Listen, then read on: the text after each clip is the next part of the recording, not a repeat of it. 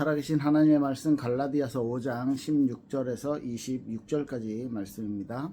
갈라디아서 5장 16절에서 26절까지입니다. 내가 이르노니 너희는 성령을 따라 행하라. 그리하면 육체의 욕심을 이루지 아니하니라. 육체의 소욕은 성령을 거스르고 성령은 육체를 거스르나니 이 둘이 서로 대적하므로 너희가 원하는 것을 하지 못하게 하려 함이니라. 너희가 만일 성령의 인도하시는 바가 되면 율법 아래 있지 아니하니라. 육체의 일은 분명하니 곧 음행과 더러운 것과 호색과 우상숭배와 주술과 원수 맺는 것과 분쟁과 시기와 분냄과 당 짓는 것과 분열함과 이단과 투기와 술 취함과 방탕함과 또 그와 같은 것들이라. 전에 너희에게 경계한 것 같이 경계하노니 이런 일들을 하는 자들은 하나님의 나라를 유업으로 받지 못할 것이요 오직 성령의 열매는 사랑과 희락과 화평과 오래 참음과 자비와 양성과 충성과 온유와 절제니 이 같은 것을 금지할 법이 없느니라. 그리스도 예수의 사람들은 육체와 함께 그 정욕과 탐심을 십자가에 못 박았느니라. 만일 우리가 성령으로 살면 또한 성령으로 행할지니 헛된 영광을 구하여 서로 노엽게 하거나 서로 투기하지 말지니라. 아멘. 네, 우리 지난주에도 살펴봤던 본문인데요.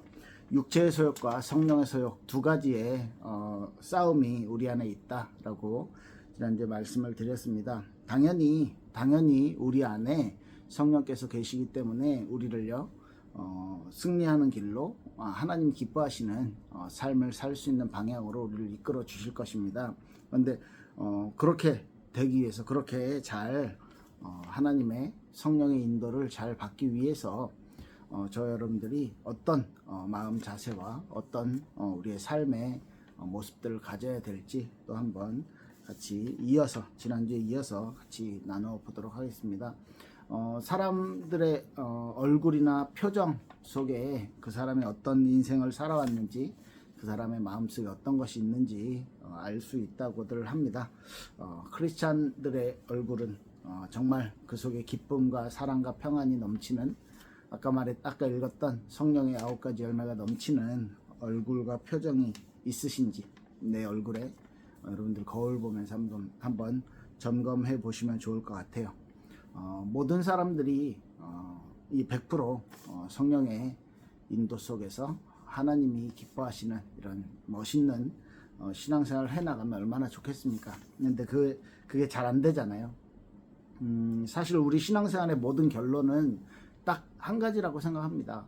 하나님께서 나를 통해서 하나님께서 내 인생을 통해서 영광을 받으시는 것. 빌립보서 2장에도 보면 예수님께서 저와 여러분들을 위해서 완전히 죽으시기까지 하나님이신 그분이 순종하셔서 사람의 몸을 입고 이 땅에 오셔서 종의 형체를 가지셨다. 그렇게 표현하면서 그 예수님이 십자가를 지시고 죽기까지 복종하셨는데 그리고 그 죽음을 경험하면서까지 우리의 모든 죄를 용서해 주셨는데 그죠? 그리고 하나님께서 그 그리스도를 순종하신 그리스도를 이제는 하나님이 높이셔서 부활의 영광을 말하는 것입니다. 그 모든 구원의 모든 사역들을 완성시키면서 결론적으로 저와 여러분들에게 원하는 것이 저와 여러분들을 구원하셨잖아요. 우리가 구원받아서 우리가 예수 그리스도의 낮아짐과 높아짐 십자가의 죽음과 부활의 영광을 통해서 우리에게 구원이 임했기 때문에 그 삶을 가지고 새로 주어진 그 삶을 가지고 하나님의 영광을 하나님 아버지께 영광을 돌리게 하기 위함이라 이렇게 말하고 있어요. 그렇다면 저와 여러분들의 오늘의 삶, 우리의 과거의 삶, 그리고 우리의 미래의 삶을 통해서 결론 한 가지로 한 단어로 이야기하면 하나님이 영광을 받으시고 하나님이 찬송을 받으시는 것입니다. 그것만이 우리가 바라봐야 되고 우리가 추구해야 될 목적이라고 생각하는데요.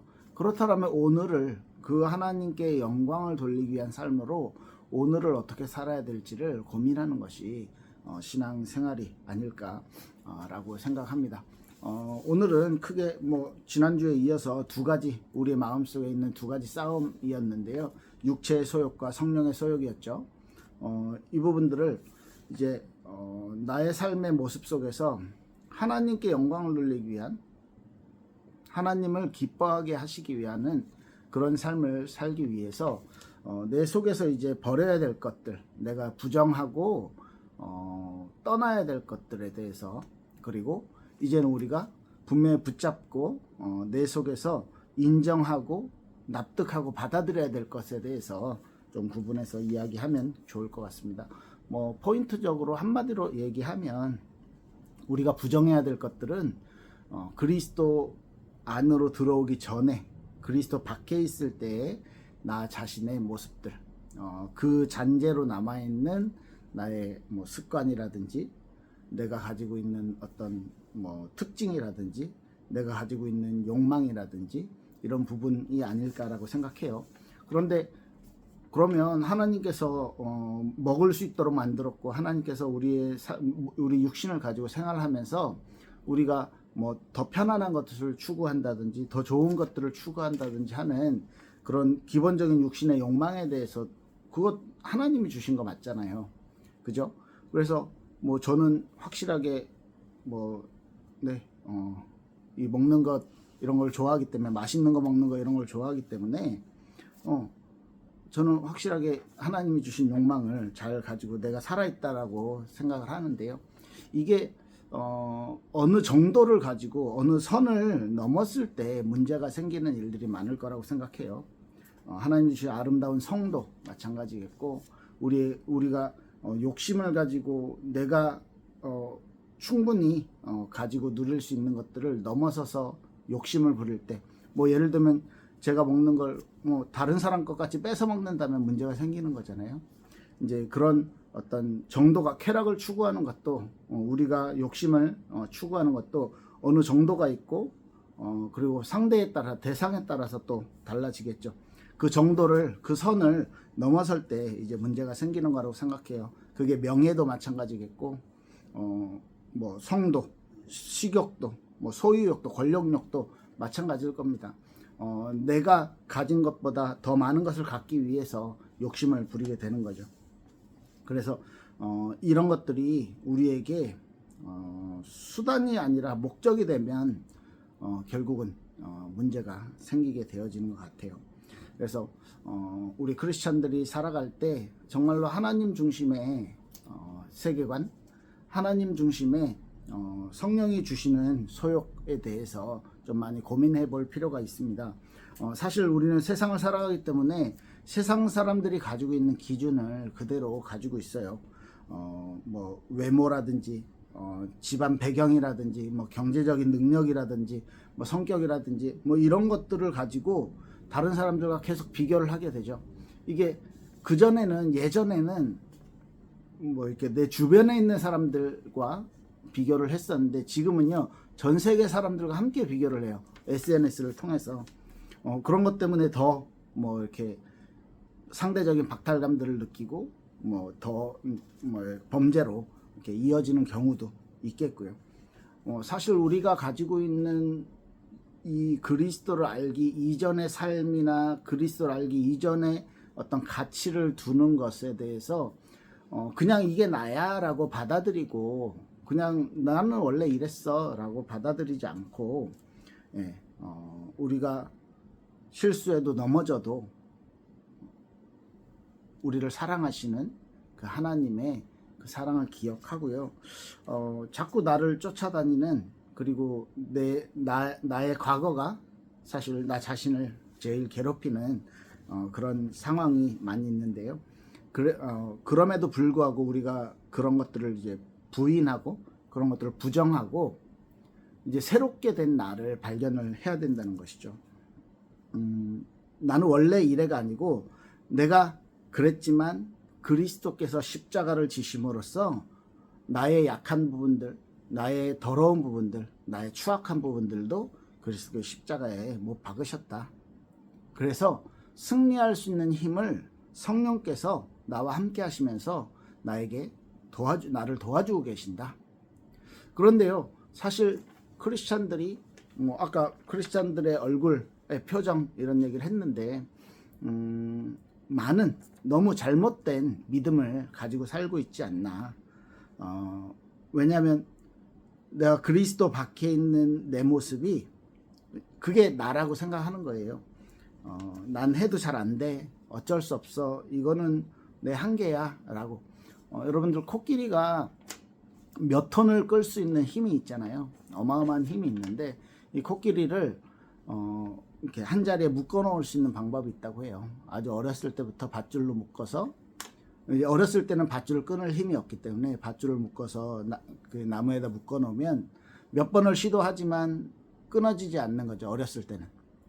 그 코끼리가 점점 성장을 해서 큰 코끼리에게도, 다 큰 성인이 된 코끼리에게도 밧줄을 발에다 묶어서 나무에다 묶어 놓으면, 예전에 어렸을 때 그 경험을 통해서 이 코끼리는 그 밧줄은 자기가 끊지 못하는 거라고 생각하고 나무에서 그 밧줄의 거리에서 벗어나지 않고 그 주변만 맴돈다고 합니다. 이렇듯이 그 코끼리가 가지고 있는 경험을 통한 한계죠. 저 여러분들이 그리스도 밖에 있을 때에, 믿음을 가지기 전에 우리 육신의 어떤 소욕을 가지고 살았을 때의 모습들이 우리의 어떤 영적인 경험의 한계를 만들어가고 있진 않나. 그건 그리스도 밖에서의 삶의 패턴인데 잘못된 확신을 가지고 있지 않나라고 생각을 합니다. 그래서 우리가 인정하고 우리가 이젠 넘어서기 위해 노력해야 될 부분들은 그리스도 안에서 이루어진, 믿음으로 이루어진 나의 모습, 새롭게 변화된 나의 모습. 그래서 고린도서 5장 17절에 있는 새로운 피조물로 변화된 나의 모습. 그래서 과거에서 해방된 나, 이 부분을 인정을 해야 된다는 것이죠. 그리고 이 부분을 가지고 하나님 앞에서 이 부분이 우리의 삶의 중요한 패턴을 가질 수 있도록, 성령의 소욕을 따라가는 그런 삶을 살 수 있도록 우리가 노력을 해야 된다는 것입니다. 자, 그렇다면요, 우리가 확실하게 믿어야 될 것은 예수님의 십자가를 통해서, 예수님의 십자가 사건을 통해서, 예수님의 죽음과 부활을 통해서 저와 여러분들의 과거가 완전히 끝났다. 그리고 우리는 완전히 새로운 사람이 되었다. 그런데 지금 아직 우리가 예전의 모습을 가지고 있는 건 그 영향 속에 세상의 영향, 그리고 과거의 영향의 그림자가 남아있다. 이렇게 믿고 성령의 도우심을 통해서 그 우리의 한계를, 우리의 과거를, 부정해야 될 과거들을요 넘어서서 이제는 새롭게 된 나를 바라보고 그 새롭게 된 모습들을 계속 발전시켜 나가야 된다라고 생각을 합니다. 그래서 하나님께서 나를 통해서 분명히 해 나가실 일이 있다라는 부분을 믿고 따라가야 되겠죠. 빌립보서 2장 13절에 이런 말씀이 있어요. 너희 안에서 행하시는 이는 하나님이시니 자기의 기쁘신 뜻을 위하여 너희에게 소원을 두고 행하게 하시나니. 저 여러분들에게 그리스도를 허락하셨고, 예수 그리스도가 완벽하게 우리를 구원하신 구원의 사역들을 이루어 놓으셨고, 그래서 그 그리스도께서 저 여러분들을 살리셔서 완전히 새로운 피조물로 만들어 주셨습니다. 그런데 너희 안에 행하시는 이는 하나님이시니, 그 모든 일들을 하나님이 계획하셨고 하나님이 이루어 주셨어요. 자기의 기쁘신 뜻을 위하여, 하나님의 기쁘신 뜻, 그게 뭘까요? 너희에게 소원을 두고 행하게 하시나니. 하나님을 기쁘시게 하는 그 일을 계획해 놓으시고 우리 각각, 우리에게, 저 여러분들에게 소원을 두고 행하게 하신답니다. 어떤 소원을요? 저는 목사가 목사로서, 선교사가 선교사로서, 여러분들이 가지고 있는 직업과, 여러분들이 가지고 있는 성격과, 여러분들이 가지고 있는 재능과 그 모든 것들을 하나님께서 여러분들을 통해서, 나를 통해서 하나님께서 하실 일이 분명히 있다라는 거예요. 그래서 과거의 그림자입니다. 나에게 드리워져 있는 그림자에서 벗어나서 끌려다니지 말고 하나님께 기도해 보는 거예요. 하나님께 도움을 요청하는 겁니다. 성령의 도움을 요청하는 겁니다. 왜요? 내 안에서 성령께서 성령의 소욕을 가지고 육체의 소욕과 싸워 이길 수 있도록 계속해서 육체의 일들에 대해서 분명히 말하고 있어요. 여러 가지 이야기하면서 음행과 호색과 우상숭배, 주술, 당짓는 거, 분냄을 하면서 너무너무 무서운 이야기를 하고 있어요. 21절에 지난주에도 말씀드렸지만 이런 일을 하는 자들은 하나님의 나라를 유업으로 받지 못할 것이요. 그런데 반대로 성령의 열매는 성령의 인도를 받고 성령의 소욕을 쫓아가는 사람들은 이런 열매를 맺게 된다. 사랑과 희락과 화평과 오래 참음과 자비와 양성과 충성과 온유와 절제니 이런 것들을 금지할 법이 없느니라. 왜요? 우리가 열매로 우리의 삶의 성령의 열매로 나타나는 것은요, 우리가 의도하는 것도 아니에요. 자연스럽게 열매가 맺어지는 것입니다. 누군가 이런 것들을 하나님의 성령의 일들을요 막을 수 있는 어떤 법이 없다는 거예요.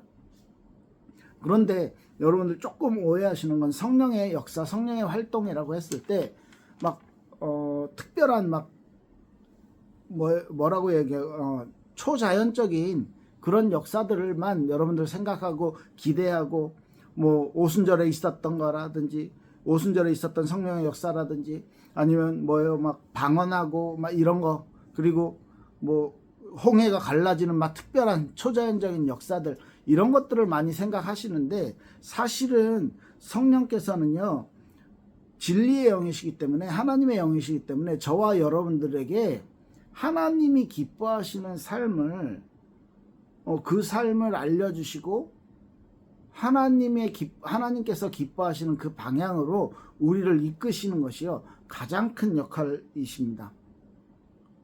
그래서 저 여러분들의 성령의 인도를 받는다, 성령께서 나에게 나를 도와주신다 라고 했을 때 특별한 기적이 내 주변에 일어나는 것이 아니고, 내가 과거를 부정하고 내가 과거에서 벗어나서 내 어떤 틀에서, 아까 코끼리가 밧줄에 묶여서 거기에서 한계를 벗어나지 못하는, 생각의 한계를 벗어나지 못하는 저와 여러분들을 그 한계를 벗어나게 해서 하나님이 기뻐하시는 삶으로, 성경적인 삶으로, 하나님의 말씀을 따라가는 삶으로 우리를 이끌어 주신다 라고 정의하는 게 더 맞다라고 생각하는 것이죠. 그래서 저와 여러분들 새로운 피조물이에요. 과거의 나에게서 해방되었어요. 완전히 새로운 존재가 됐습니다. 하나님이 도와주시는 존재가 된 거예요. 어마어마한 사실이죠. 네, 한번 정리해 볼게요. 그리스도 밖에 있었던 나, 과거의 나, 어떤 육신적인 나를 부정하고 그걸 부인하고, 이제는 하나님 안에서 새롭게 된 나, 하나님이 주신 축복을 이제는 인정하고 이 삶을 따라가는 것입니다. 그리스도 안에서 이루어진 일을 믿음으로 받아들이고 그에 따라서 사는 거예요. 그 삶이 아까 본문에서 읽었듯이 육신의 소욕과 성령의 소욕과의 싸움에서 성령의 소욕이 성령께서 이기고 성령께서 나를 인도하시는 삶이 되는 것입니다. 그래서 24절 보면, 갈라디아서 5장 24절 보면, 그리스도 예수의 사람들은 육체와 함께 그 정욕과 탐심을 십자가에 못 박았느니라. 25절에 보면요, 만일 우리가 성령으로 살면 또한 성령으로 행할지니. 저 여러분들의 삶이 성령으로 살아가고 성령으로 행하게 되면 26절에 헛된 영광을 구하여 서로 노엽게 하거나 서로 투기하지 말지니라. 그러니까 헛된 영광이 아니고 하나님께 영광 돌리는 그 삶을 살아갈 수 있다는 거죠. 저 여러분들이 부정할 것을 부정하고, 과거 우리의 그리스도 밖에 있었던 삶을 부정하고 그리스도 안에 있는 새로워진 나를 긍정하고 받아들일 때, 성령의 인도를 받으면서 살아갈 때, 이렇게 살다 보면, 이렇게 살고 있으면, 저와 여러분들 그렇게 살려고 하나하나 우리가 노력하다 보면 하나님이 영광을 받고 계실 것입니다. 저와 여러분들을 통해서. 그 믿음을 가지고 승리하시길 바랍니다. 그래서 하나님께 영광 돌리는 하나님을 찬양하는 그런 삶으로 여러분들의 인생이 변화되길 예수 그리스도로 축복합니다. 같이 기도할게요. 살아계신 하나님 감사드립니다. 우리의 삶이 진정으로 하나님께 영광 돌리는 삶을 살기를 원합니다. 우리의 인생이 하나님께 영광 돌리는 인생이 되어지길 소원합니다. 우리의 한계에서 벗어나 우리의 과거에서 벗어나 성령의 인도받는 삶 살 수 있도록 하나님 축복하여 주시옵소서. 우리의 마음과 생각을 지키시고 우리의 미래를 이끌어 주시옵소서.